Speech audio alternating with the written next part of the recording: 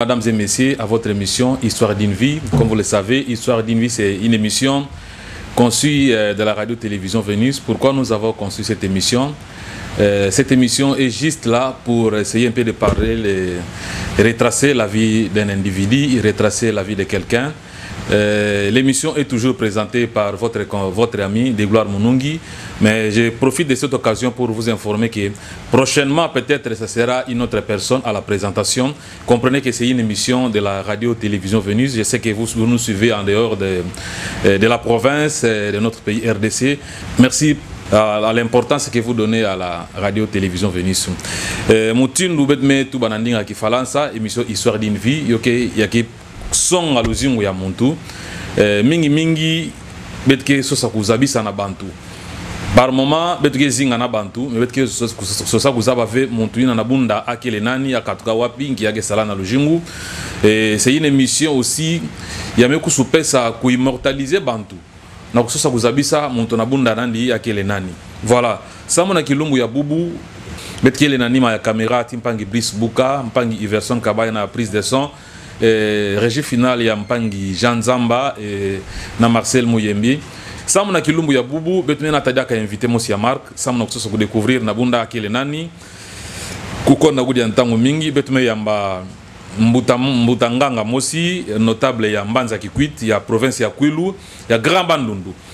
Mpila betume yikama kubinga yo yandi yakele honorable Louison Kassende Nabunda ya ni mosi ta se présenter ça mon début tu vas comprendre que vous avez ya kele nani mbuta muntu mbote nange mbote papa journaliste me présenter nge vous avez quand me dia même massacrer jina nange quelque part kana ba mpangi lungu za bangenge kele nani donc même massacrer jina na mon effectivement jina na mon yo yina merci tete sange me tuba honorable Louis Kassende parce que mon vandaka depuis honoré alors ok d'accord mon mandat député provincial à Mbanza depuis cela mon confiance il m'avait donné ces mandats là mais il y a la mandat pendant 2006 puis 2018 ok.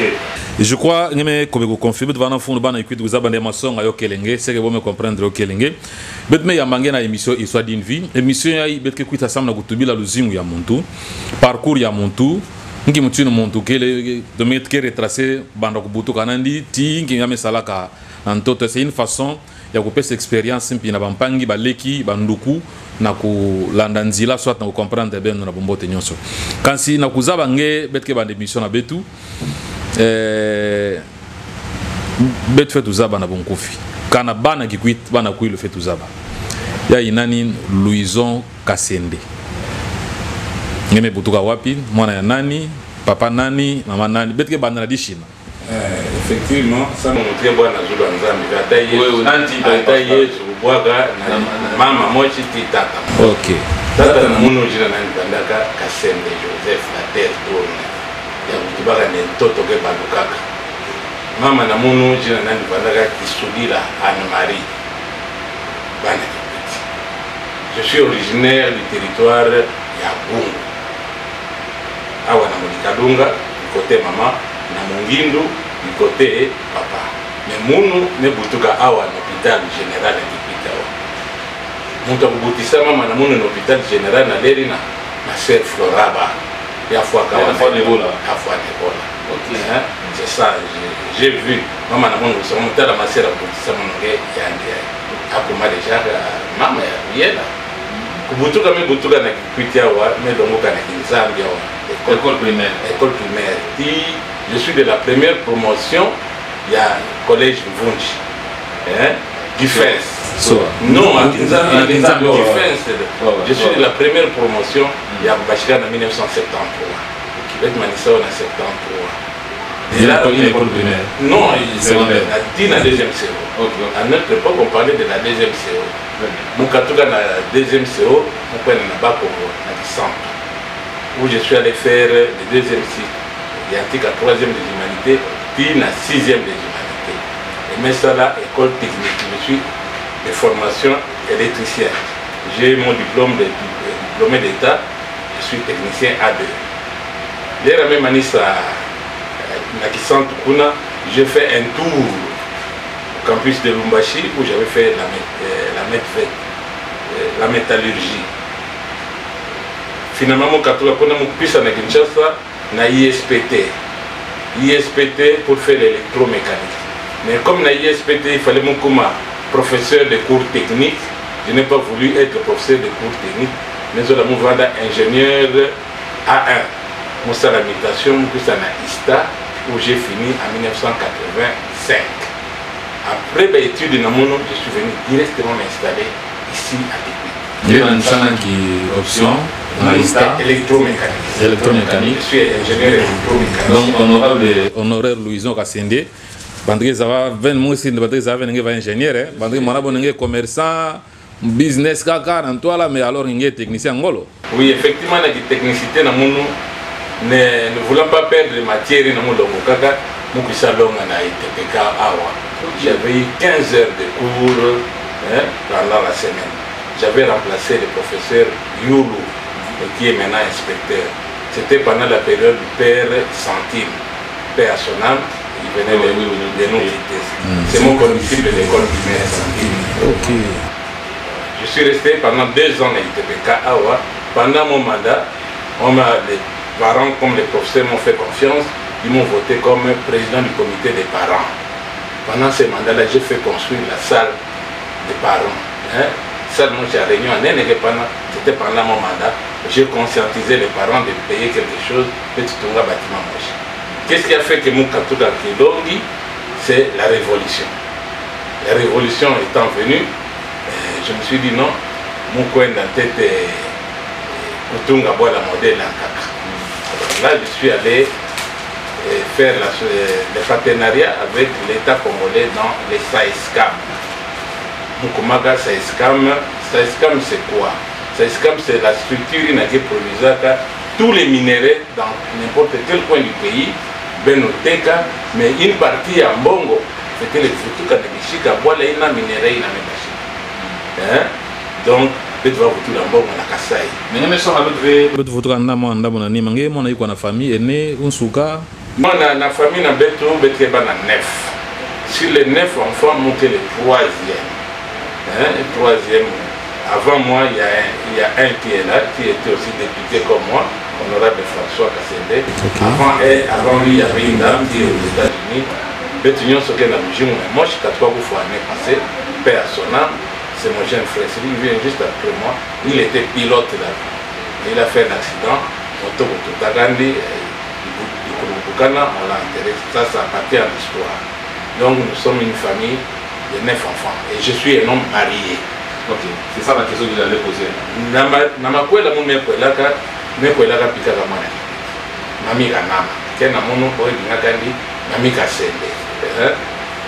Nous avons ensemble avec lui 6 enfants. Ok. 4 garçons, 2 filles. Les 2 filles, moi je suis à Dubaï, il y a Bagalanandi. Bagalanandi est dans la compagnie Emirates. Il y a un Canada où son mari travaille également dans une compagnie canadienne.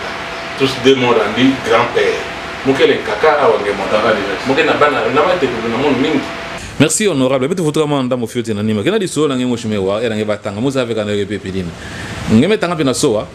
Non na soa betu vanda kwenda na hota la gaga kubula. Sala moyo wanda na jour mo shingeme na ngolo na soa kuna ba bari fengi bari bitumba mo shime bashika à l'époque vous avez c'était comme ça. Non, na di fengi bari mu bulaka ile vanda la awa na Nzambi na café. Moi di so la café na so mo de ngolo mu bulaka ndi fort ina pato. Sama mepumba yo sama zabani mubulaka.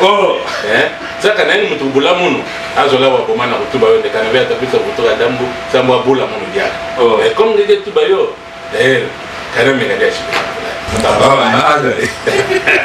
Sama tabulama. Donc kukutana na nini kuya la ngemi va brigand mingi on dirait. Non mais bana brigand mingi be mengeza na bana classe quand vous êtes à l'école primaire.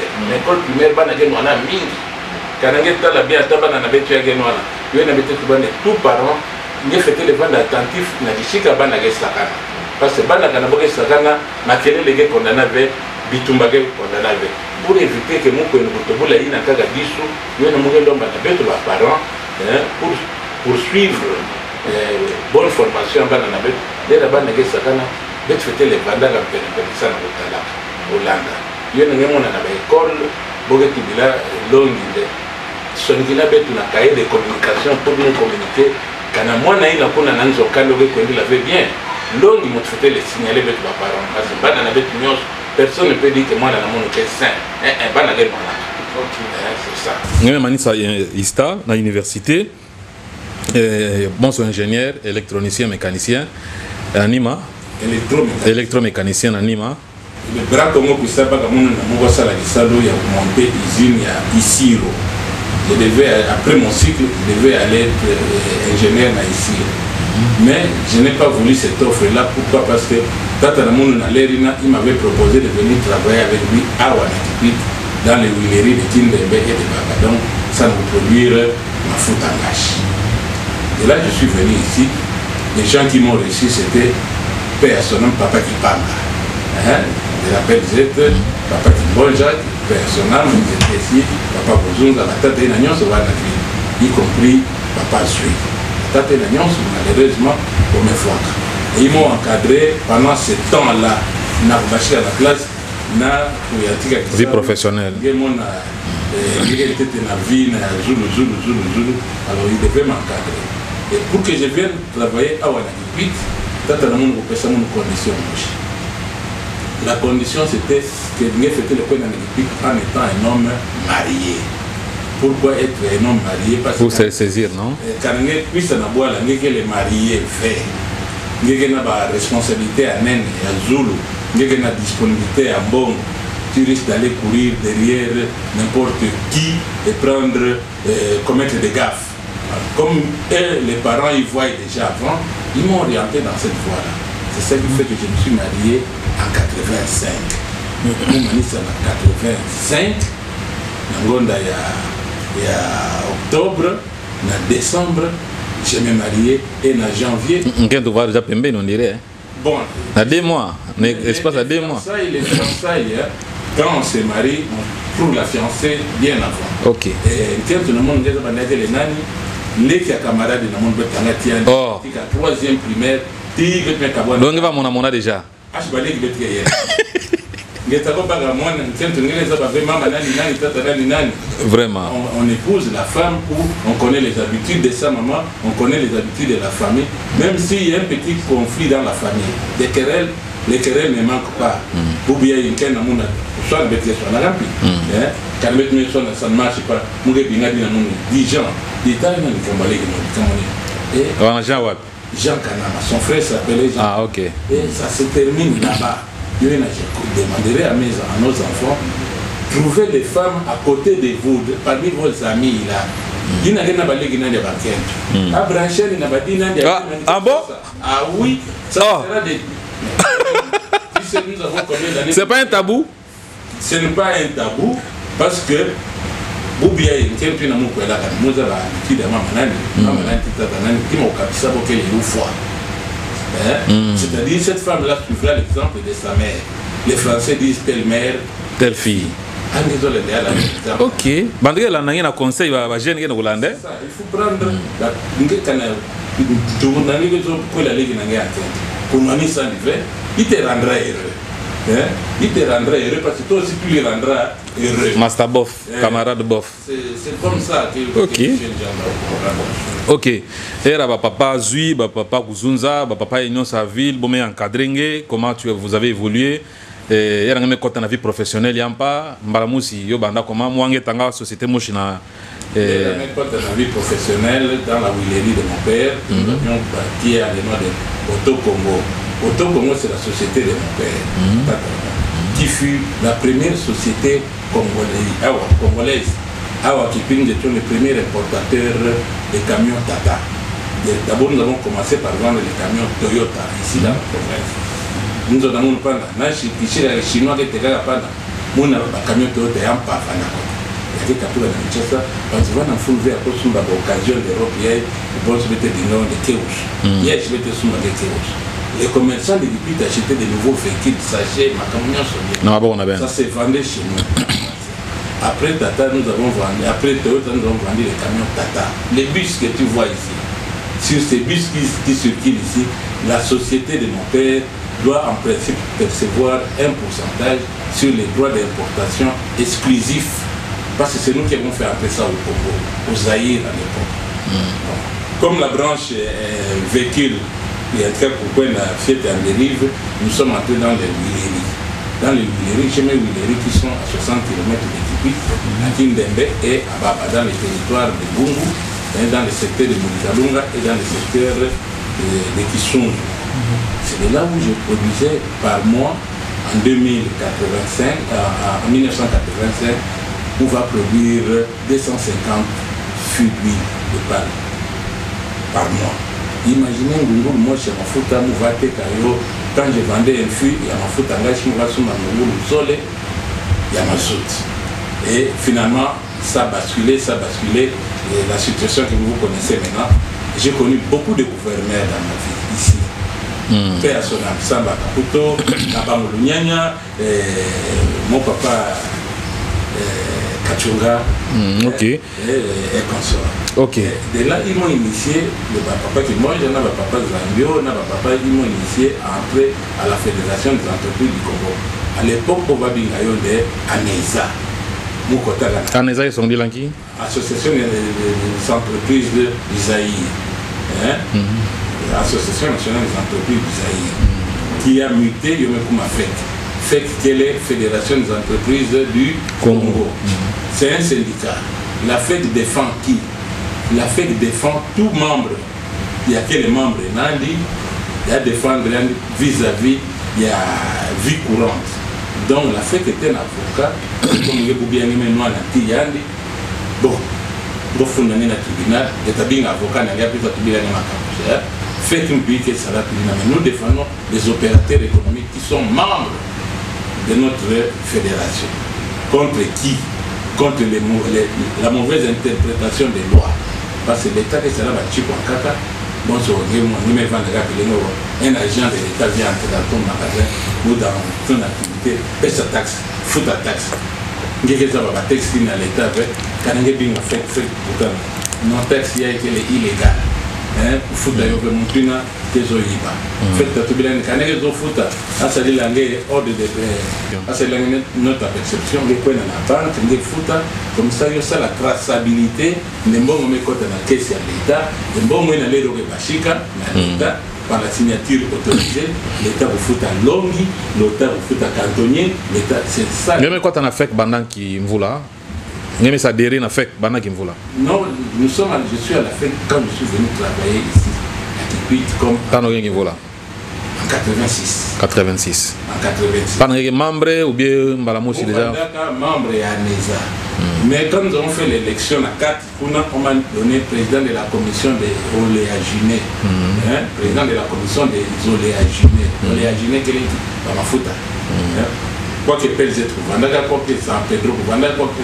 Mais pour la batata et la Bamouta, ils n'avaient pas le temps d'aller siéger. Ça nous a intérêt à l'entreprise. C'est pour ça qu'on m'avait mis comme les jeunes présidents des oléaginés. Pendant que j'étais là, les gouverneurs Samba Kaputo, Père Sonam, étaient gouverneurs ici chez nous.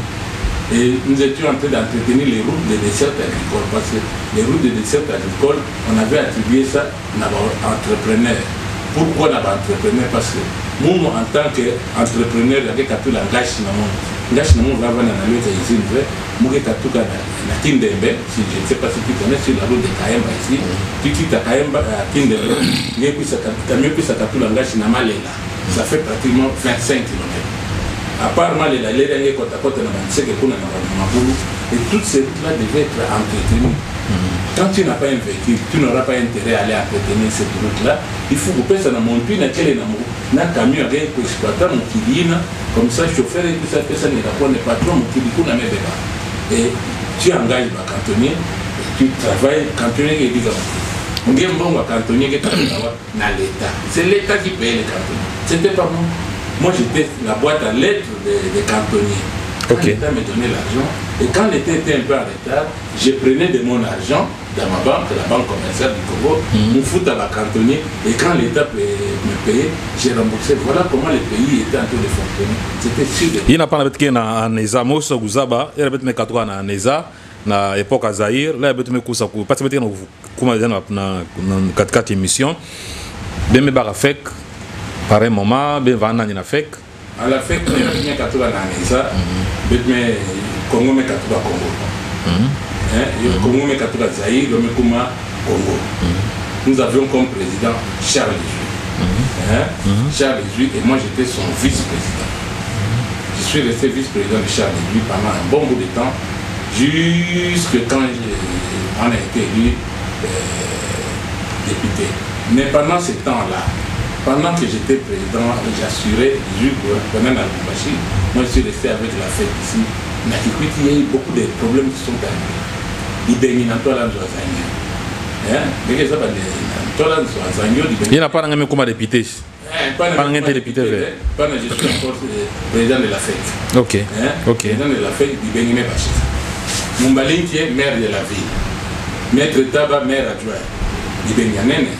Mumbalin qui est dans son bureau qui est dans la ville du Benimé Bachis. C'est vrai, c'est un maire. Les maires ne savaient pas. Maire de la ville. Maire de la ville, mais il y a un Souka. Il y a un Souka. Ok. Ça, Njiri n'a pas nos éléments en pimpa. On voulait en Angolo. Pourquoi peut-être ça la réunion, il y a un opérateur économique de Chimunaga, bassin de rétention. Avec la ville, avec nous. De Chimunaga, bassin de rétention. Bassin de rétention, moi je vais à Awanakwa et hôpital général. Oui. Je vois à l'époque, c'est l'office de route de Chimunaga. Les financements, d'une part, provenaient de la fête. Bassin de rétention, à Awanakwa et Mbando. Oui, je vois. Tu vois. Maintenant, vous voulez amener samedi, vendredi, dans le salon. Mais ça, la salon. Papa m'a dit, il y a mon président. Il faut lundi, il y a le maire de la ville, il a organisé le salon général. Ça dit, ben, moi, je suis capable de le lundi, dimanche, la nuit, il a plu fortement. Bassin de rétention, il y a Pasuka. Il y a Pasuka. Quantité à masse, il y a Mingina, puis ça, il y a la direction, il y a Mbando. Il y a Mbando n'a pas supporté le début de cette eau-là, il y a Pasuka.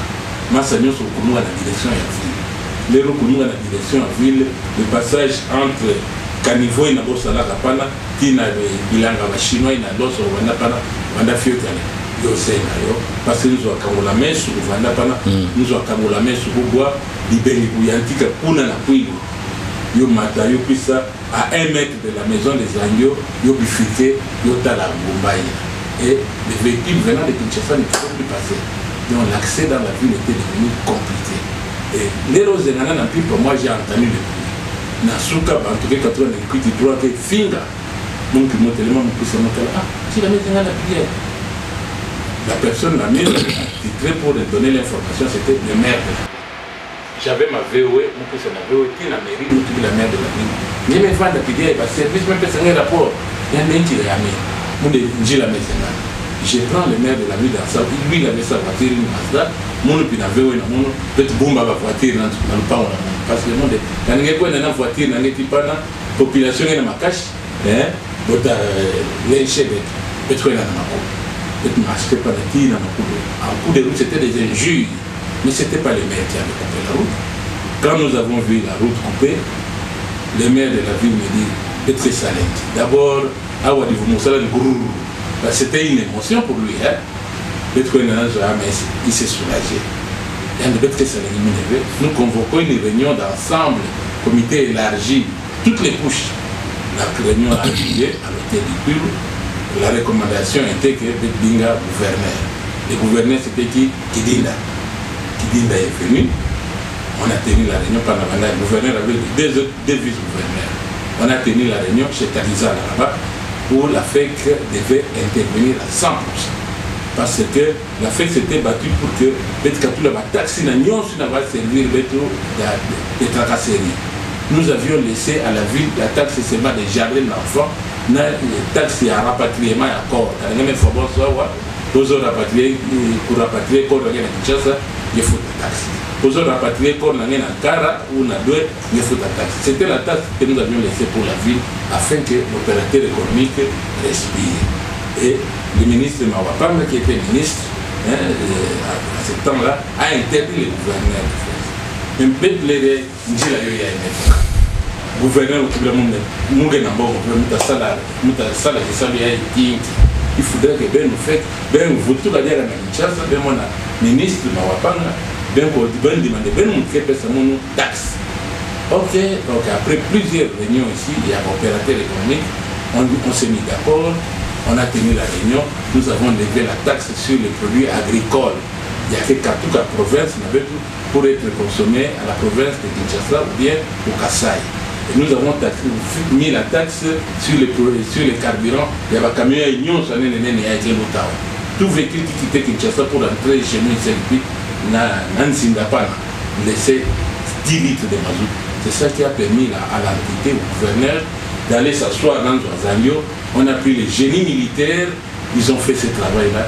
Et ça a pris combien de temps? Ça nous a pris 1 mois de travail. 1 mois de travail. Parce qu'il y avait l'argent. L'opérateur économique est prêt à donner. C'est comme aujourd'hui, si l'opérateur économique décide, vous lui donnez la responsabilité, il est dans la zone. Ok. Ça a pris le temps que ça devait prendre. 1 mois, c'était fini. Ok, il y a une action, il y a même ça là,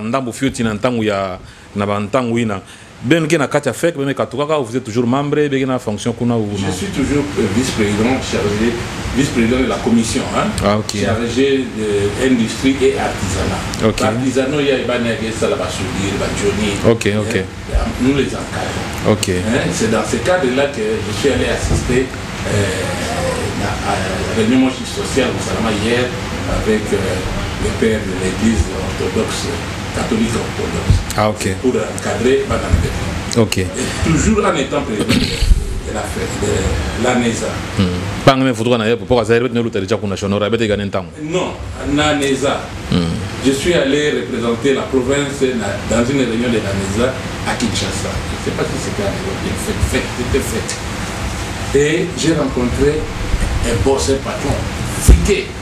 C'était le patron de Celtel. À quelle institution il faut voter, peut-être voter président. Moi, pour voter, je suis venu représenter une province. Ma province doit se retrouver. Tu veux quoi? Tu veux l'argent? Non. Téléphone, il y a un patron, il y a téléphone, c'est tel. Il y a un Mbujima, il y a un Lumbashi. Mais tu passes qui est à quelques 500 km de Kikwit. Tu appelles loin, et chez nous ici tu n'appelles pas, c'est tout ça normal. Il n'y a pas de téléphone, les pylônes sont là. Exef qui n'a pas de pylône. Il appelle son type, il donne l'instruction.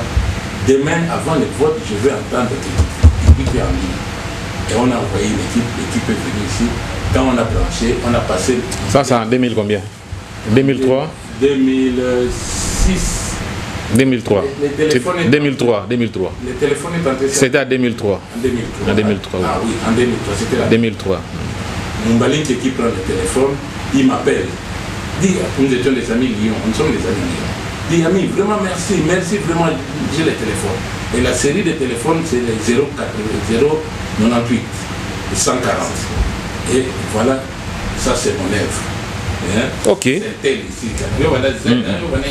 Celtel, à l'époque. Parce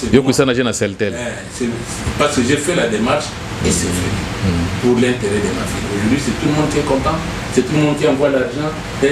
Fini les phonies, les phonies sont finis. Mbutamuntu Luison Kassende, Ngemetanga école primaire, Yambo de l'école en beauté, Ngemetanga école de l'université, institut supérieur na ISTA, école renommée à Boala, Ngemebasika ingénieur.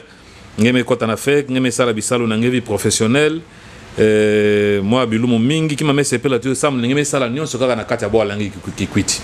Alors après bukatuka na fek betza des histoire ngeke yanda vous avez embrassé carrière politique songa betu ntete yo vanangi mutindu ngemo shulala ngetela manenge fait ça la politique ou bien c'était comment?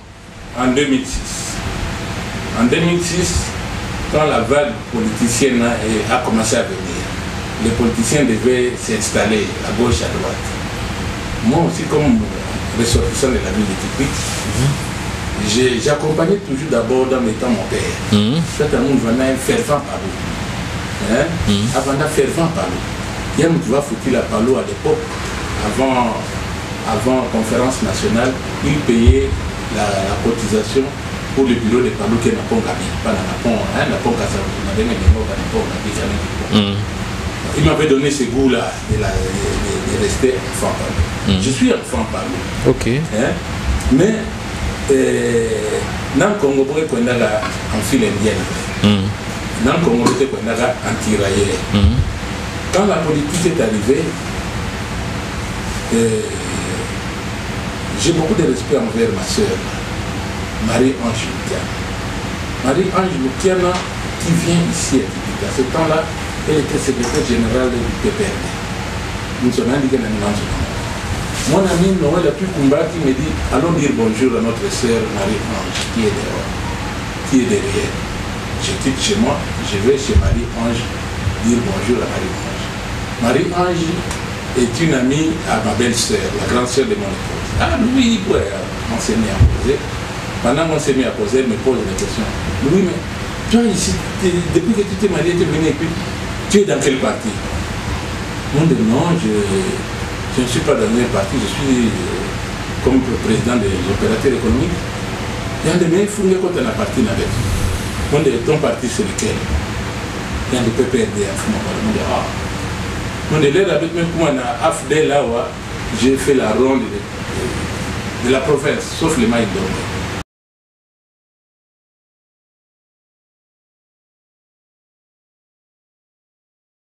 Tous les territoires de notre province.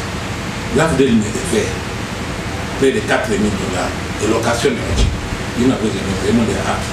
Ben non, tata en fou mon anglais, qu'elle en fout à mon amé foutarde. Les dernières fois, on avait une coutume, on avait une vous, Miguel, Boé Toubarène, il n'a rien à Rien en fouga. Rien en fouga, appuie ça pour se présenter. Mais comme ici, on n'avait pas organisé ça, donc, AFDEL a qu'elle en fouga, on avait tout. Tata n'a même pas fouga. Quand moi, on a dit qu'on demandait à ta fout à fouga, à ta fout à fouga, on n'a pas de accès. Marie-Ange a dit, ah oui, non, nous allons voir comment on va régler cette note-là. Et c'est de là où je suis entré dans le PPRD. Elle a pris les pannes, elle a pris tous les matériels du PPRD, elle m'a donné. Je suis resté dans le PPRD, j'ai commencé à faire le travail qu'il fallait faire. J'ai fait le travail, j'ai distribué les pannes. Rouge. Ceux qui connaissent bien le PPRD, ils savent.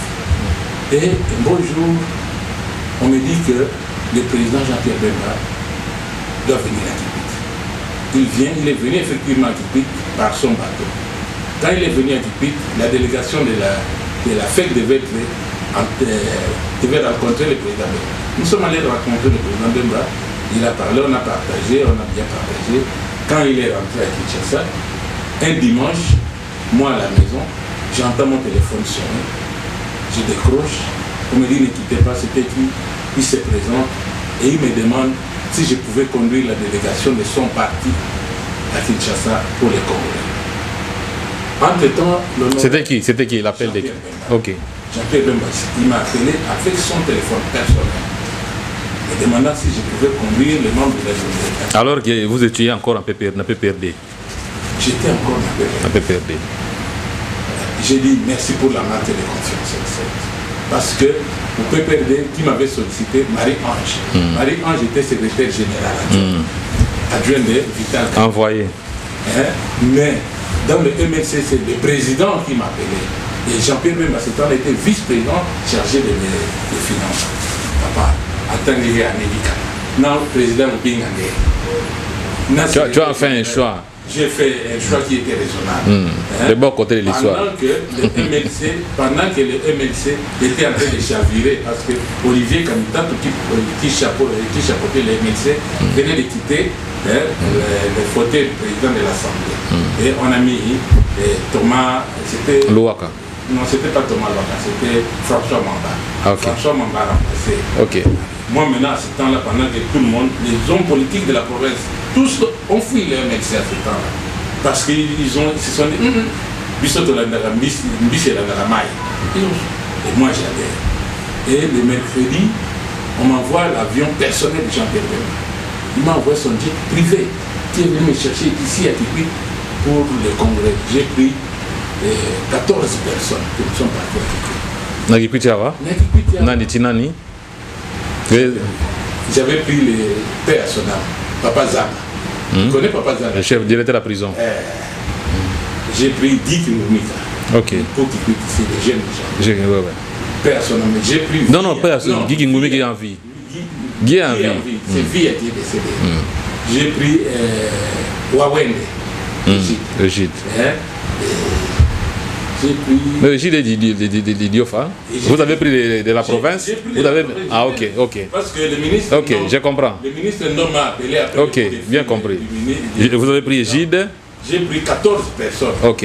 J'avais fait débarquer qui, tu sais, Jeff, mon ami, parce que mon ami qui était pilote de cet avion-là, Hector Mafutanizola, qui me dit, ah non, disons, avion au Héros à Rabatou 17, était quand à 14.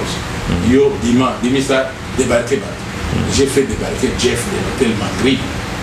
Mais nous avons gardé le bon. Mangri en ville. Ok. Je l'ai fait débarquer. En effet, à Kinshasa, on nous loge à l'hôtel.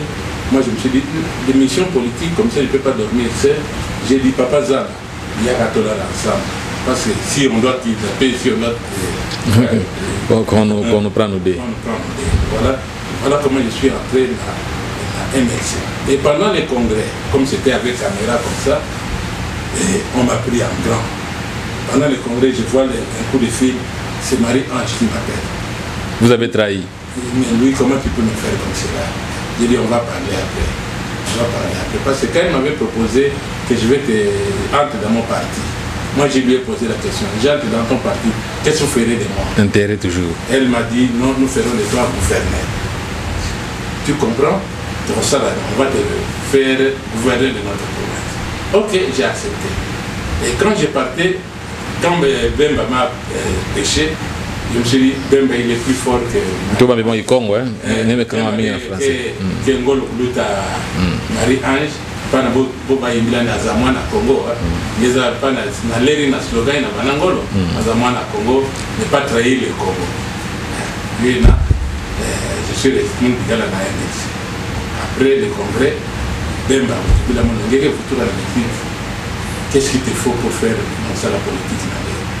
Mon la politique n'a bien depuis pour une enfant de personne de radio. Il y a une personne de radio liberté. Personne de radio liberté à Tipi, personne de radio liberté à Lumbu, personne de radio liberté à Idiofa. Moutubile et à Boumou qui ne donne pas la radio, tu veux qu'on ait terrain en Canada, Boutamontu. Voilà pourquoi le Congo a manqué de radio liberté. Le territoire n'a Nyonso, j'ai pris la radio liberté. Et Radio Liberté, pendant qu'on a la cité, le général Mustafa qui était notre membre du MLC, au regard de l'instruction avec mes recevoir, c'est beaucoup plus prudent que la Radio Liberté na TSF. Voilà comment la Radio Liberté est venue à la TSF. C'est dans le yoga tia, au yoga radio nyons.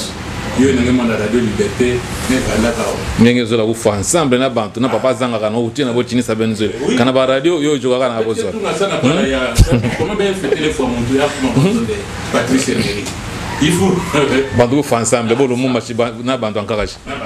OK, voilà comment ouais vous êtes entré dans MLC. MLC a fait de moi député. MLC a fait mon député à cause de la campagne électorale que nous avions menée, une très bonne campagne. On est sorti député, nous va député 4 na Kwilu, 4 na Kwango, 5 na Maïndo. Maintenant, on a Bandundu avec le titre que nous avons pour être gouverneur. Mais il y a avec moi comme à Kinshasa. Le président Jean-Pierre Bemba m'appelle chez lui. À tout le monde non. Depuis que la province de Bandundu est Bandundu, Maïndo me met à tête de poste et à gouverneur vert. Ngé kasende ngé biki suppose na gouverneur peut-être ça yo na Maïdombe ngé kwenda ngé kuma président de l'assemblée. C'est dans la discipline du parti. Je partais avant de nous pour être gouverneur, mais le parti a voulu que je sois président de l'assemblée. Et je me suis recroquevillé dans Rwanda président de l'assemblée. Et nous avions comme candidat le gouverneur Nsinga Uchu. Malheureusement, pour que Nsinga Ndambu Baka poste, il fallait que Mounou Kassende, Moubaka avait fonction et président de l'Assemblée pour permettre au Kwilu de prendre le poste de gouverneur. Parce que quand Moubaka président de l'Assemblée, dans l'Érina, Puis les autres perdre. Puis les autres poste à gouverner. Partage à race. Système à partage. Système à partage. Ndambu a pris parce que la notabilité du Kwilu m'a parlé aussi. Je ne faisais pas Twitter parce que la politique on la fait jamais seule. Politique moi je vois ça dans la campagne, na bandu. OK. Les concerts mais il faut la bonne motivation d'état là.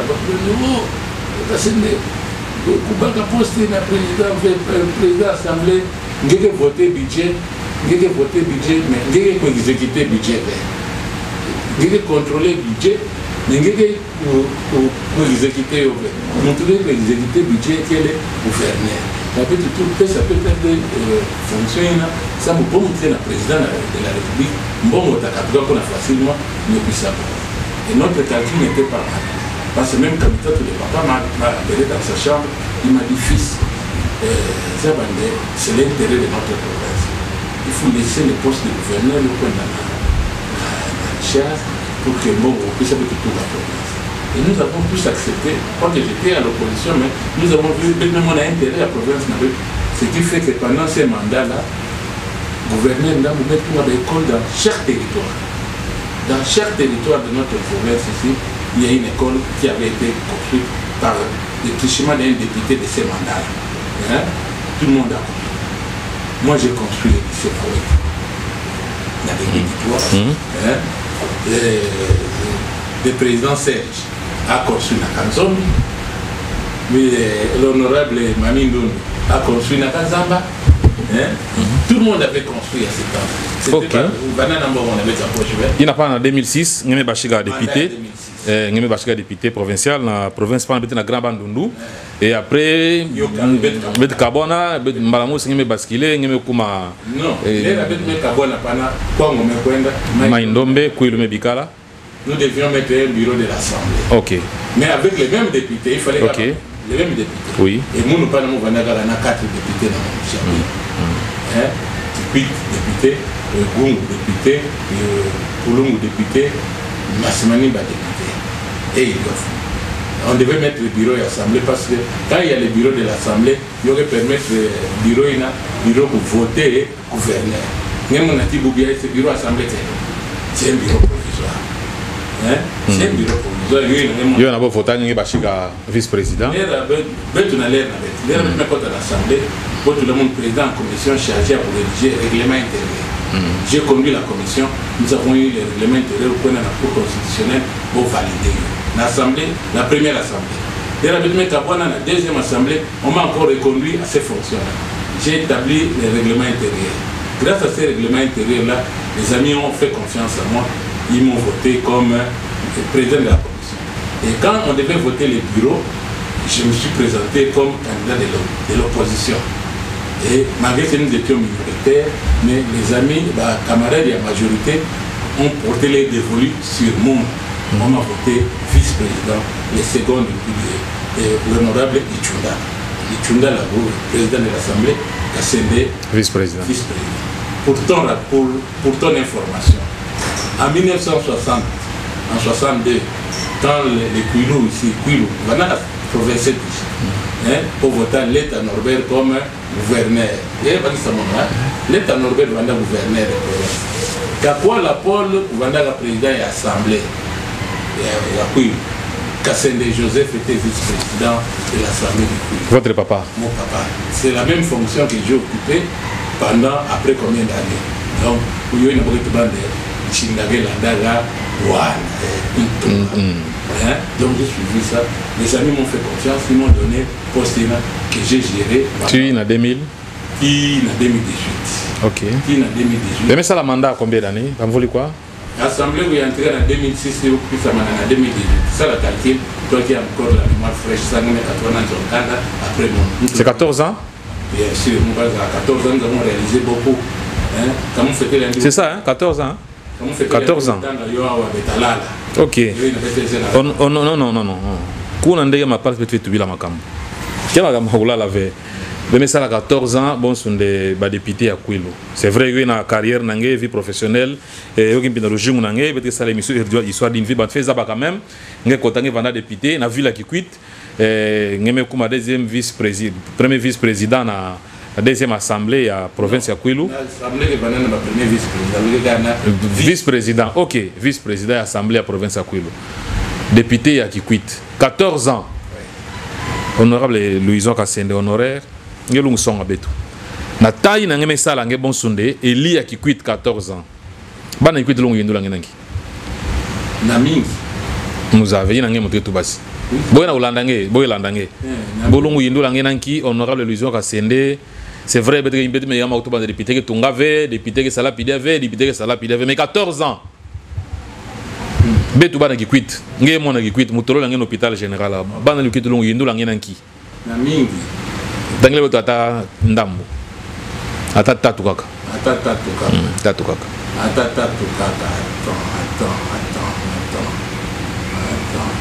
D'abord, le véritable combat il y a député, c'est le Kutunga. Momo to avec Kutunga. Mais tout le monde bolongo yindu langue, se souvenir. Quand on est analysé ma wete, ah ok. Quand on est analysé ma wete, on est à la bâtiment et on est à la bande. Quand on est fou la maman mingi yo, il y a même bachika na maternité. Mais bachika maman mingi, j'ai payé des factures. Saint-Pierre. Ok. Na Saint-Pierre, j'ai payé beaucoup de mamans dans maternité avec mes frais personnels. J'ai mon école hier, il y a beaucoup de Nanima était ça. Était ça, oui. Était ça. Il faut la mouche que nous avons dit. Il y a oublié ça la banzo, mingi. Richard Ndamou. Vous voulez la même moka, j'étais le seul député à être à Wanakipita. Quand le gouverneur Ndamou nous dit, vous la même moka, il faut voir la Richard. Le gouverneur est venu, et ça l'a mis sa manche dans la capitale, une messe écuménique. Dans cette messe écuménique, après la réunion, on trouvait les noms. Décision, on a boire là avec on a pris l'argent. Près de 450 on a appelé millions. Parce que 450 millions qui m'avaient. Peut-être millions. Richard Ndamou Ndandoula, avec qui était pour le et puis ça, Awa Pungu. Tu vois les bâtiments qu'on a construits à Pungu. C'est mon intervention, mon plaidoyer. Et ça, c'est mon plaidoyer. Il y a peut-être ma sœur, Sainte-Marie. J'ai fait construire 5 écoles ici à Québec. 5 bâtiments d'école. C'était pas avec moi. Mais il fallait aller voir pour trouver la Richard. C'est mon bon Richard Ndamou. Après ça, n'est pas la province n'a pas la monde. Non. Après ça, mon bon. Il ne me donnait pas l'argent en espèces. Il donnait les moutons, il n'y a pas perdu. Mais qui faisait les plaidoyers? N'a mouton, n'a pas l'ombi la guerre. Mais, n'a ina, me vend la rapide. Qui n'a pas tout le monde, qui gagne, qui fait un bon travail. Donc j'ai fait construire. Pendant que les autres députés ailleurs,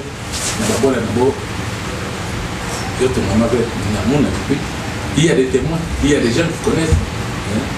Donc, j'ai beaucoup consommé parce que tu m'as pris, je n'ai pas à pied élevé, car nous faisons les réfléchir, nous réfléchir, mais là. Ok.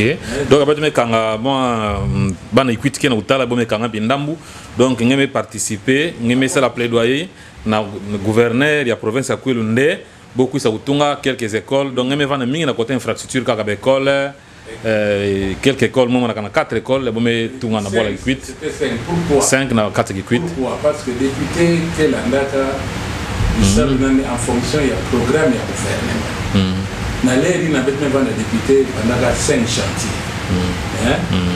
Les gouvernements. Ok, 5 chantiers. Oui. Et nous ne pouvions pas sortir 5 chantiers. L'air avait même comme en période il y a Kamisen. La période de Kamisen. C'était les villages agricoles. Le tracteur hier, il y a personne dans le village agricole. Tu sais qui a fait le plaidoyer pour ça? C'est l'honorable Kassé. Demandez à l'honorable Kiosa. Il y a un projet dans mon unité.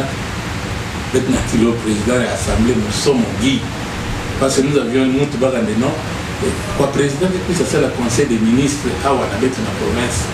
Dans l'air, on a vu tout le monde, on a vu tout le président dans la député, le tracteur, ça va ça. Et tout le projet, il y a pour l'homme à tracteur.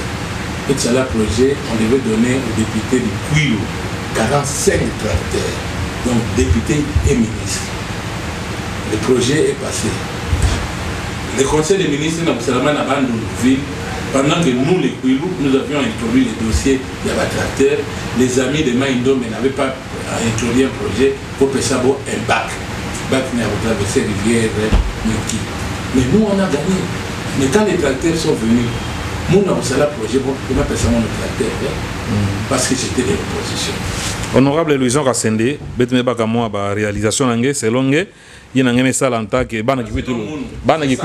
oui, oui, c'est ça, parce que vous nous confirmez, 10 ans en tant que 14 ans en tant que député provincial ya Kwilu.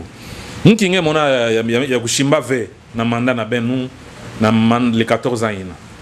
Nous avons un message de développement, de booster le développement. Nous avons freiner, soit nous avons un membre de ce pays. Membre de ce pays non veut que ma partie politique va naviguer sur la députée main libre. Et c'est ça qui se passe jusqu'au comment ils ont toujours, pas pour l'argent, mais on leur imposait, surtout ceux qui sont de la majorité. Hein? Nous de l'opposition, comme vous avez d'être qu'il y avait un mangeoire. Il n'y a pas la mangeoire à l'opposition. Il n'y a pas la mangeoire, mais il y a qui dit, là, ça va dire là, Bambi, je vais dire là. L'opposition est là, bon, on a la tête. C'est ça. Et comme vous avez un mangeoire, quand vous avez un sakima, il faut ça la tête et puis opération retour, il faut tout ça. Il y a un sepela tu veux hein. Il y a un sepela non. Mon kana parti tu veux la mon dina au katuka. J'aime être un homme libre parce que la liberté c'est le peuple qui m'a donné ça. Le pouvoir ce n'est pas un individu qui m'a donné. Parce que quand j'ai circulé la ville, l'air moi dans la carte de ville pour solliciter de voter mon population et baga voir na ninga mtandao parce que ne me convaincre mon dis à mon personne. Mon point n'a pas ça pour défendre les réels de tout le monde pour ça la yaïve ça la pilière. Mon katula du fou mon angé mon personne à mon tuakaga toi c'est toi qui dois me sanctionner. Ce n'est pas un secrétaire général des partis, ce n'est pas un président des partis, mais non, c'est la population qui doit me sanctionner. Alors, la population, même on a des population, même la population, moi la question, moi je parle honorable. 14 ans bon sous député provincial à Kwilu. Qui kubigala dia kana 14 ans ngeme sayo lezo lange possible da kasange nge récupérer. 14 ans ulunga ve. 14 ans bon sous député, mais ngeme kuisera ngeme possible mpila ngemo shike to bande kanage bantu kuzola ve kanage population kanage nandi yo nange bashika ve. 14 ans bon sous député. Qui kubigala dia nge kumaka député. Ngeke mon Christ catholique. Mon Christ. Bon, ba Christ. Mon protestant. Protestant, protestant va na Christ. Petit nyo sole dia mbunda. Kana ngeme ikana go dia mbunda. Ngeta buya go dia mbunda na kana mun peke pesa yo. Honorable. Mais comprendre ve kangulo bien. Assurer de mettre bien. Kangulo yo bien. Mais question na moment yulo clair. 14 ans bon sous député, ngeme kuma vice-président à l'assemblée à Kwilu 14 ans. Ngeme devait me postuler dia kan ki kubigala. Question na mo clair. Question na assurer de mettre pesa ngemo. Ngeme pesa na l'ICC. Ngeme pesa na ngana, ngeme pesa mon vote normal ki kubigala 14 ans déjà. Ngeme sala 14 ans. Yo ki bon de 3 mandats. Vous pesa nge 3 mandats. Ngeme kuisa ngeme postuler dia kan ki kubigala honorable. Bon, ni ki kubigala ta na un vanda exécutif. Il fallait mouvoir ça c'est le exécutif. Exécutif, c'est-à-dire quoi? Nous va voter le chiffre. Il y a beaucoup de Sambon dans lequel c'est à l'État. Nous va voter le chiffre. Nous devons contrôler le gouvernement. Nous devons contrôler le gouverneur. Bon, on met côté comme ça. Mais nous devons pour contrôler, pour ça la yogi ben là. La population, on peut ça mon fou que l'ombi là. Il y a un problème non. Tout le monde exécutif, nous salaire. Bantu comment on va kusala nange. Kusala na monde comme ça pour comparer na bisala na. Ah ok. C'est pour ça que tu m'as vu, j'ai postulé. Ok. pour la vision et au coup exécutif. Je serai dans l'exécutif. Ok. Oui. Pour aménager ce que nous avions fait. Nous, comme un exécutif, pour. Tu sais que pendant que mon mandat, dès la même dans le mandat président de l'Assemblée, c'était la première fois que moi réunissais un chef à quartier. En face à la commune, à Bukolela, Bana, Nanchipuna, Nanzomoche. Bantu n'a pas de salaire. Mais moi, je les ai réunis. Ils m'ont donné. Quand? Pendant que j'étais président de l'Assemblée. Ok. Ils m'ont dit, mais Balante, tu es normalement, chef à quartier exécutif, avec les législatifs, il exécute les lois. Mais moi, je peux contrôler, est-ce que la loi avec quel salaire, avec quel salaire, est-ce que bien ça ils m'ont dit, en tout cas, honorable président, quoi que moi, je vais te saluer le Québec, bon, je vais puisser je rentre, nous allons traquer le gouvernement, bon, on va faire le chef de quartier va vous payer. Bon, je ne sais pas, j'ai quitté. Parce que moi, dernièrement, le chef de quartier va payer, même la bourre fout à ma veille. Mais en tout cas, on a contrôle, donc moi, je contrôle. Après la réunion, on a quelque chose pour Salamaga. On était en train d'envisager de donner une prime, mais paix à son nom, le gouverneur Balabala, et ce qu'il est. Ok. C'est ce qu'il est. Paix à son nom. Paix à son nom. Ok. Et elle va te dire que ma parole est bavée. Si on a un mandat na ben, nge ba fait le pan. Nous même pas un mandat na ben. Mais oui, nge pas na député. Mon député. Oui, kana oui.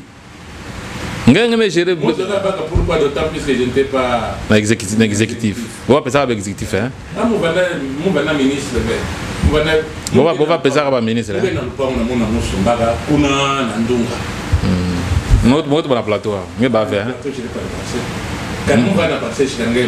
Non, non, il y a moi il y a bova kaba. Moi il y a bova kaba. Il y a bova kabisa ina. Nge ba fait. Bova na kabisa le pam. Ah c'est pas le pam kaba ma wa kana uteka kana nki na époque na benwa. Yo na moi yula. Donc ba nge fait. OK, merci. Honorable Louison Kassende, peut-être que tu bila lojingu nange. Nge me sa la carrière politique yanda. Bila nge me songa betu 14 ans, nge mwana kikwiti. Nge mwana kikwiti nge me butukawa. Le jour où on a un mingi ngeme luti sana vila kikwita wa. Nki bon souvenir la kikwita ngena yo. Souvenir la kitoko la kikwita. OK. Il y a kitoko parce que kikwita ngeme luti sana mon bana na mon nyonso. Tous mes enfants qui sont nés ici à Kikwita. OK. Sauf Malaka Moche on a retourné à Kinshasa. Mais oui anti on a na retourné à Kinshasa. Ah OK. C'est ça les grands souvenirs que Kikwita m'a donné. Kikwita m'a donné aussi, il y a même ça aux Zabana et Ming. Je dois être reconnaissant après cette fille. Il y a une mon ara. Quand attends les pouvoir député vacances, attends je venais passer mes vacances ici. OK. Je ne pas dit que Kinshasa me vient à mon père m'avait laissé une maison. Moi-même aussi j'ai 2 maisons à Kinshasa. Je préfère vivre ici. Na bola nange. Place ngeke na ngemba. Mungena ngemba. Kikwita luvumbi papa. Na Kikwita logique kele ya mingi. Logique kele ya mingi. Na Kikwita ngeke wa bantu ketu bandinga bola ngeke luta na njila pour pesa nembote. Na Kinshasa pour pesa mbote. Na Kinshasa ngeke tambula ngeke wa mama na yo. Zoba yo boy. Na Kikwita ana. Na Kikwita ngeke wa vena chauffeur taxi. Obi mwana wewa. Kana me finga na pidina bokola. C'est ça l'éducation. L'éducation diffuse. L'éducation en balabala qui pique. Il y a des bichis avec les balabala. Quand on est au moins à tabac, on fait beau final, beau collage. OK.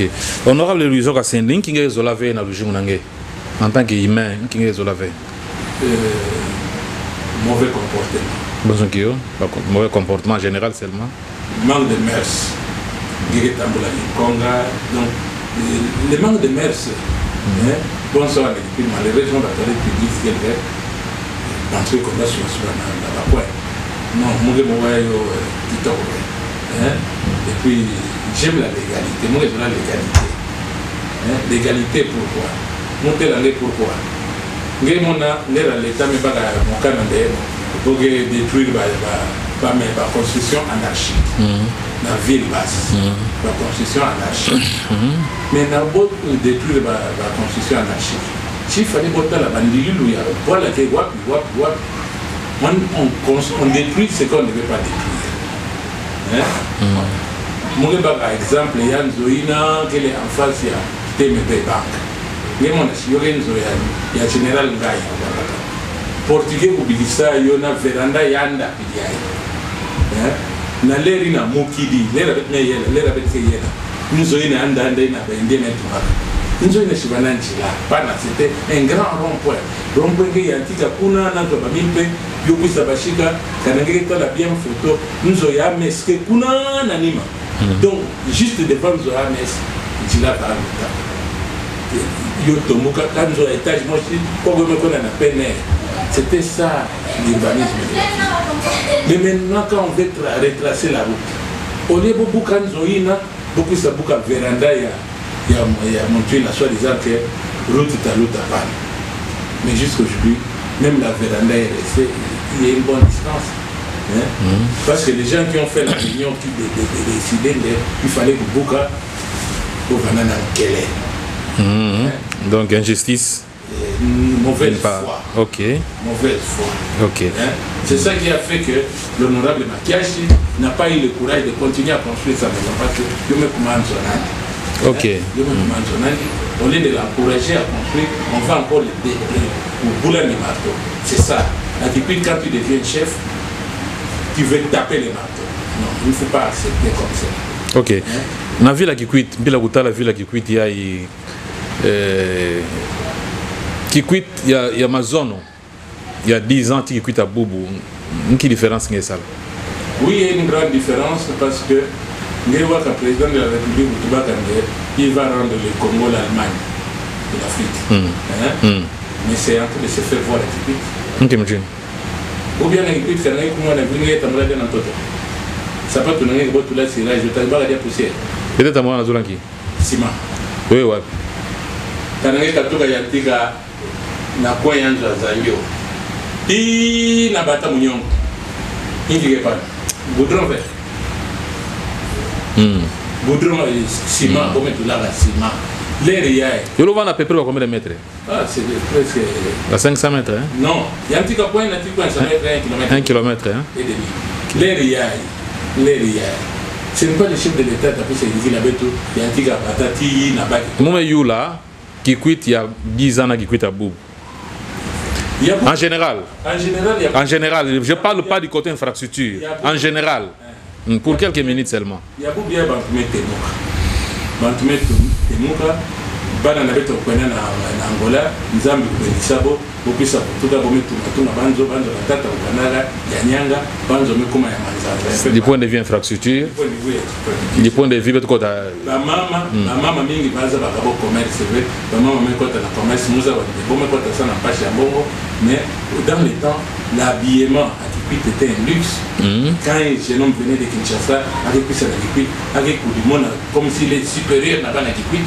Mais aujourd'hui, ils sont derrière.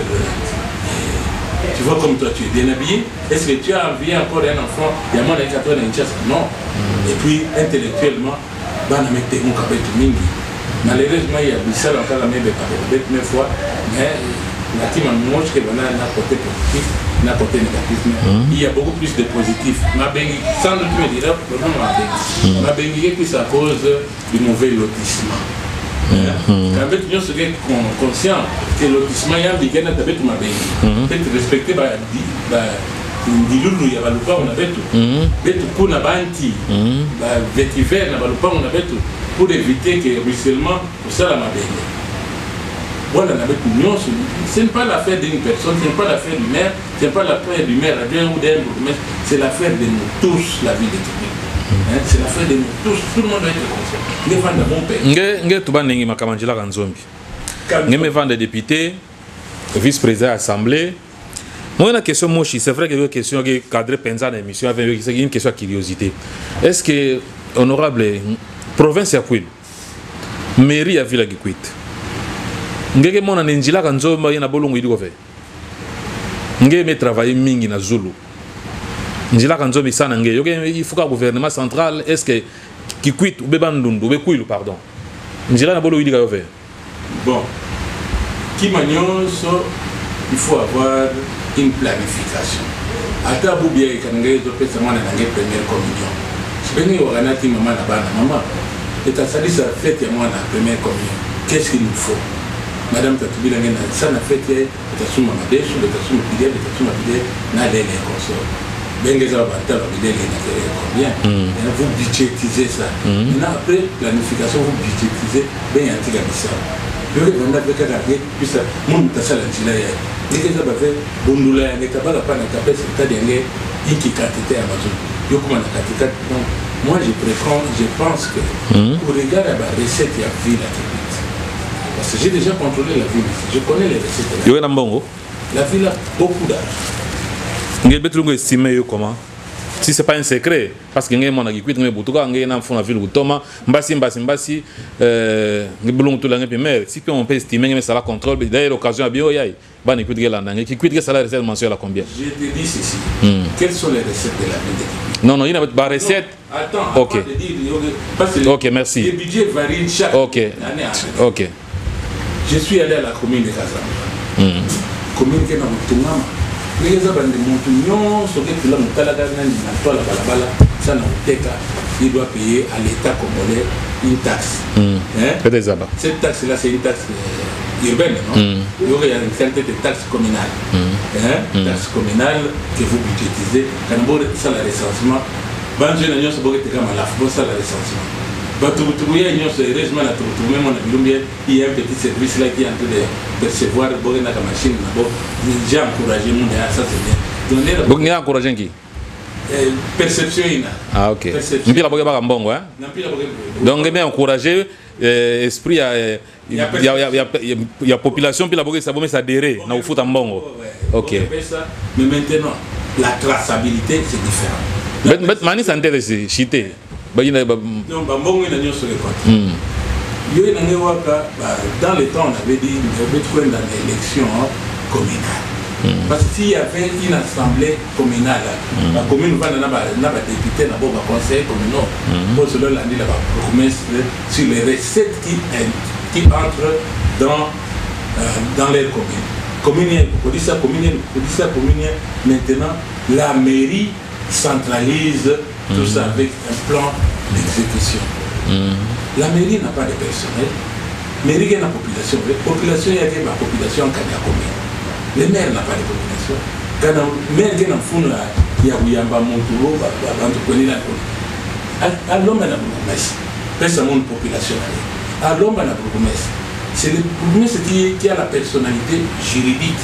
Il y a à gérer conformément aux textes légaux. C'est eux qui doivent donner à l'entité ville le moyen de juridique.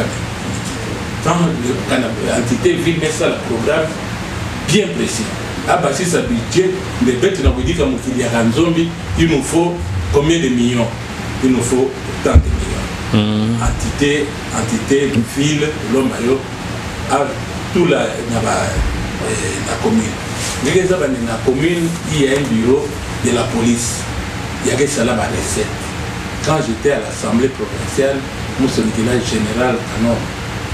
Et ça mon recette de la province que ça là pendant toute l'année. Et vous n'en avez pas service? Tous, ils dépendent de la police. Parce que la police est mise à la disposition de l'autorité politico-administrative. Administrativement, on est géré par les maire. Mais les rien. Bourgmestre. Bourgmestre, il y a commune, il y a le collègue. Est-ce que Gérard, commandant de la police, il y a le collègue là-bas? Il y a un cachot qui est là-bas. On arrête les gens. Bantu n'a que foutu la taxe. Bon, c'est Bourgmestre qui est là-bas. Bamande. Bon, on a Bourgmestre qui est là-bas. Les gens, ils entrent, ils sortent. Et à la fin de l'année, le bourgmestre n'est pas en mesure même de mettre la peinture parce qu'il n'a pas de recette. Il te dira qu'il n'a pas de recette. Mais il y a des recettes qui entrent par les cachots. Ok. Tu comprends? Oui. Donc il y a une façon, c'est la volonté, papa. Question à moi, je vais répondre avec tu. J'ai dit, tu as dit qu'il a beaucoup d'argent, il n'est pas ça, il y a un contrôle parlementaire, il y a vu qu'il quitte. Il y a un secret qui quitte, il y a une banque au terre. C'est bien que ça varie. Chaque mois, chaque année, il y a variable. Ça veut dire une idée, si ce n'est pas un secret. En tout cas, je te dis que je n'ai plus le fil des idées dans ma tête. L'estimation peut naviguer. Vous pouvez estimer. Il y a tant de mes vies là. Oui, mais ça fait combien d'années que je dis ça? Mais villa vraiment, non, si tu peux me balancer à peu près une idée, hein. Moi, mon idée, moi, je vais parlementaire, je vais député, je vais passer à la contrôle. Je vais chiffrer. Non, je vais pas à pied levé. Ok, qui m'avait Je vais me comprendre.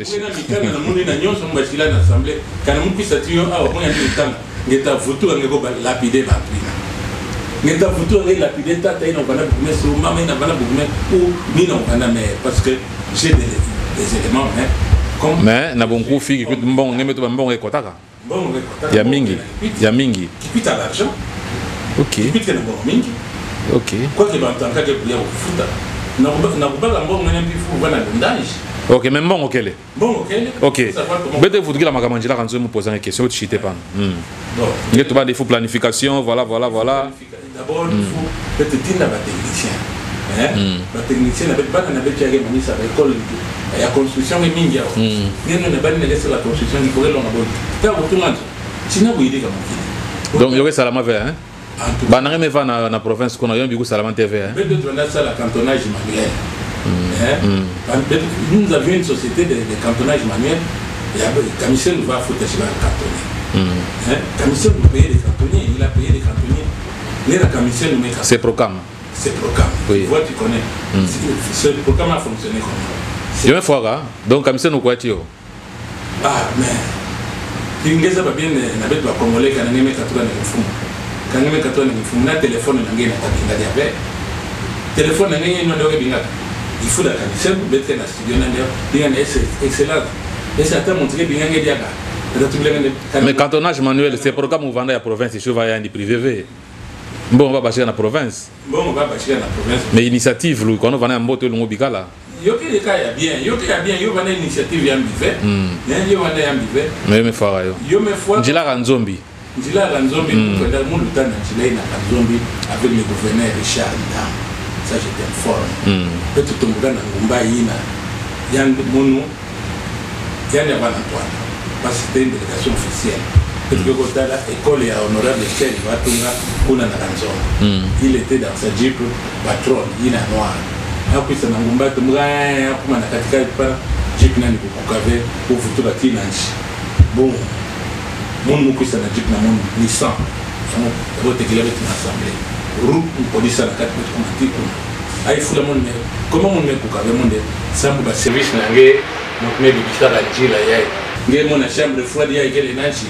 Yage kana masa mvula nyonso kana ben teka veki tina mtoto ina lupango ina pana kana ben lenda tinisa njina comme masa va plus pana yo mesala di bengi maintenant yo talo mabetu ba moyen conséquent de grands moyens le bulldozer qui doit fonctionner là-bas bulldozer location na yo ke vanaka $250 l'heure pour recharger. L'office de route, il y a tout là, le camion, donc avec fait tout le pana, fait les Katuga ailleurs, le camion fait les Gobaka, je ne sais pas, la consommation des camions par elle, ça va demander combien de bains. Mais nous avons l'office de route, quel est l'office, quel service technique il y a à la province. Nous peut savoir tout le rapport, honorable. Nous savons qui nous allons voir pour décanter. Vous avez Louison Kassende. Nous avons beaucoup fait de bandé, mais titre province, na ville qui a misé au salaire ouvert. Mais ils ont un service technique que nous appelons. Yo me salama ve parce que aujourd'hui j'ai la canzone bi bantique l'outa dia ve na mo yula ka me yula ka que soit curiosité. Donc ville qui quitte na province ku loge à mesure ve ya ku sala ba étude. De bo sala ba étude moshi yakele yage pesa ba chiffre moshi. Yage ça ba nebet ke banda par exemple terrasse a wa ta suka wa lomba bile yo me sa à mesure ve parce que yo salama ve. Kana bo me sala ba botulo à la place publique peut nous ça. OK. À ma connaissance, je sais que yo te dit que ils n'ont pas d'études. Kana bo me sala ba études botulo à la place publique, nous avons la RTNC ici, nous avons la télévision Venise, nous avons les radios Tomis et Sonsor, beaucoup ça la profil, il y a quel technicien, quel qui est ITPR, les tout voilà, nous la ina Ranzombi, études faites tala. Les la bête union sotawa, peut-être qu'il va dans la bête comme ingénieur en construction, il y a mon équipe van joguer que non on a besoin de peut-être que là-bas dans la bête est-ce que études n'a pas ça là. C'est réalisable ou bien ce n'est pas réalisable. Quand on ne peut pas c'est réalisable. Nous allons réaliser. Nous avons les moyens pour mettre aussi à la disposition de la province, de la ville, pour permettre. Tu sais que la route d'ici de 622, pour ceux qui savent, moi j'ai contribué. J'ai un bulldozer que j'ai mis au Bakobo, je peux faire venir ça quand les études sont faites, la ville paye la facture, ça vient, on va faire le travail. C'est pas parce que j'ai fait la route d'Nkama. Et c'est comme tout le monde fait un salaire. Quand une autorité vote, nomme quelqu'un, on ne refuse pas le choix de l'autorité. Avec la volonté que vous avez. J'étais n'a pas perdu. Mais quand l'autorité supérieure m'avait appelé pour appeler au MLC, mon salarié qui ok. C'est pour l'intérêt de notre vie. Honorable Assine, c'est mon tombi. Vous avez un tomo, vous avez un goût préféré. Bon, mon gars m'a dit ça, mon ami de Micha, il y a un gars rouge. Je mange de la viande blanche. Ça, mon Micha, il y a bien viande blanche qui va dans le goût. Mon gars, je l'ai dit à sa salle avec pourquoi. Mon gars, sa salle avec pourquoi. Parce que depuis mon côté internat, je suis entré à Zambie en 1963. Oui, il y a une école primaire en 1963. Il y a une école primaire qui la deuxième CO. Il va dire ça, ça, mingi comme son côté là. Ma frère va dire ça. Alors, nous allons voir ça, qui est ce mingi. Nous allons dire Ngolo. Et puis maintenant, Ngolo Pamba. Ngolo na poisson. Ok. Le temps que je suis passé dans la bande de groupe, j'ai su comment manger le poisson. Michel Fille, la mauvaise là où il n'y avait pas sur les personnes malades, il y a goutte. Donc il faut éviter de manger le Michel Fille. Je mange les volailles. Ok. Avec l'expérience que vous avez du côté politique, la vie professionnelle, bon, c'est ingénieur. Mais quand on a un monde à faire, bon, na FEC, donc il y a une expérience, il y a un ngolo mingi. Nous va na conseil nangé, na ba jeune gens nyon soge landangé, na expérience nangé, na kingi lung songabo, sam de bo mika kulanda binjila ya ben. Les gens vont jeune, mon temps mingi. La jeunesse a beaucoup de temps. La vieillesse n'a plus de temps. La vieillesse n'a plus de temps. Bon, c'est pas nangé, il y a un qui me dit je me suis là-bas, mon histoire. Voilà quand j'étais jeune, voilà. C'est à vous maintenant la jeunesse. La jeunesse doit savoir se prendre en charge. Ça n'a pas dit. Quand il dit qu'il y a donc la jeunesse doit être conséquent. Moi, pendant l'émission, moi aussi, un ami, camarade, moi je suis là, un extrait des réseaux sociaux. Il y a Jeune, la Burkinabé. C'est là où il y a le capitaine. Ibrahim Traoré. Le président, il n'a qu'à ce qu'il a fait. Il rit rarement, en tout cas. Mais dans cet extrait-là, le président Guéna Mousseka. Pourquoi? Parce qu'un jeune a pris la parole. Le jeune n'a même pas la ligne. L'homme n'a pas de jeune. Quand il y a bois là, il y a bois là, l'Afrique en Kiba. Mais mon awa pouvait être un habitant à l'Est. C'était un habitant à l'Est. Et c'est le Tajin qui a pris la pendant combien de temps? Bah, jeune, il y a pour bien bala.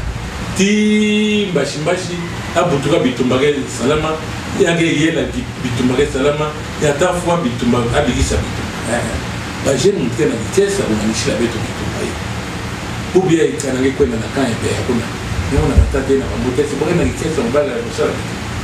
Il y a un jeune doit être conséquent, conscient. Les bois là, il y a été les beaux. Mon groupe est un engagement dans mon réseau de la boîte pour mener à des parce que c'est que je ne pas de postuler d'Avèche. Je ne veux plus postuler. Merci. Je suis éligible à la retraite. Merci. Je vais postuler pour faire quoi encore?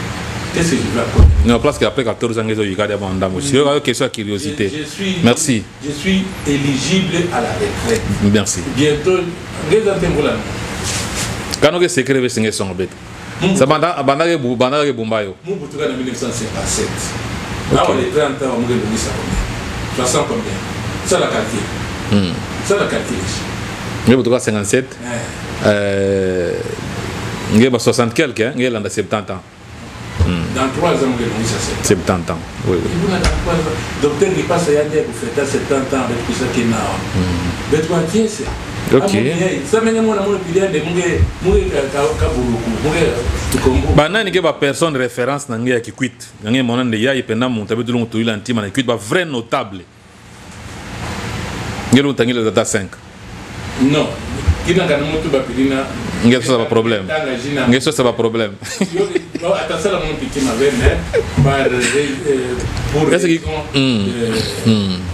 de personnalité trouver anaga tanangeta ngandre yo ben qui est ennemi inutile parce que compréhension à mon avant d'abord c'est une ayane.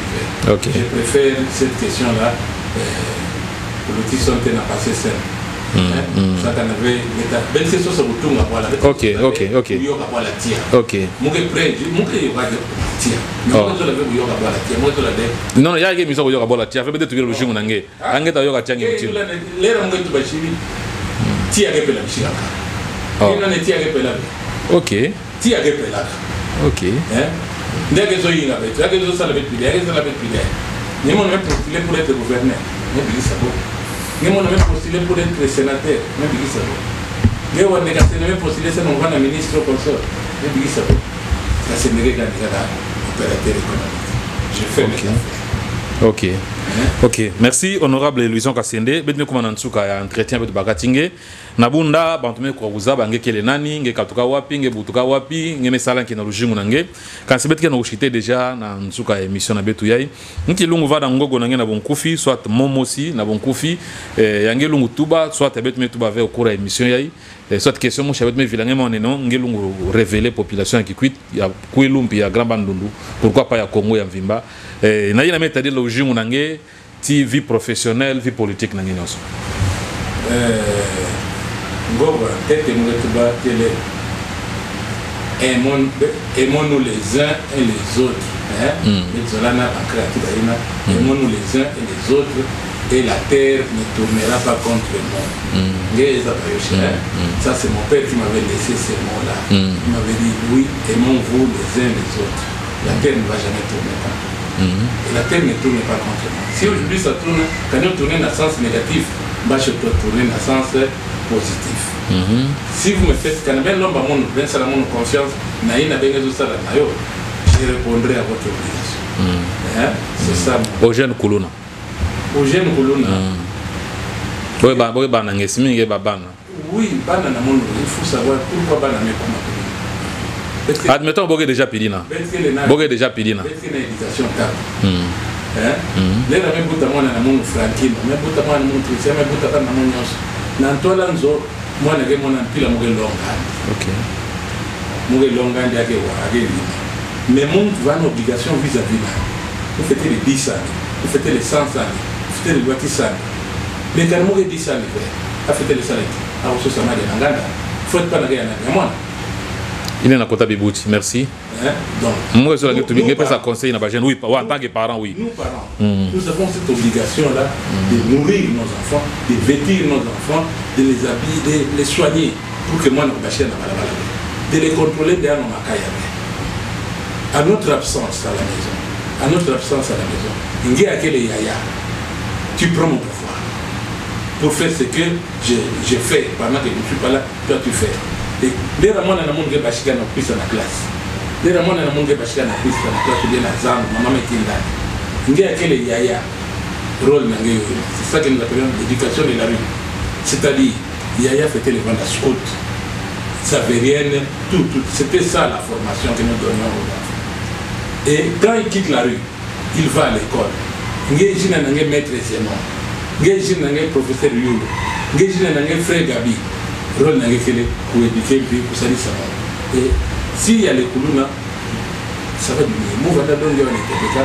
Si nous manquons de l'homme, nous manquons de machine à vendre à l'eau. Moi, je vais là la pédiation. Moi, je vais tout le monde ici.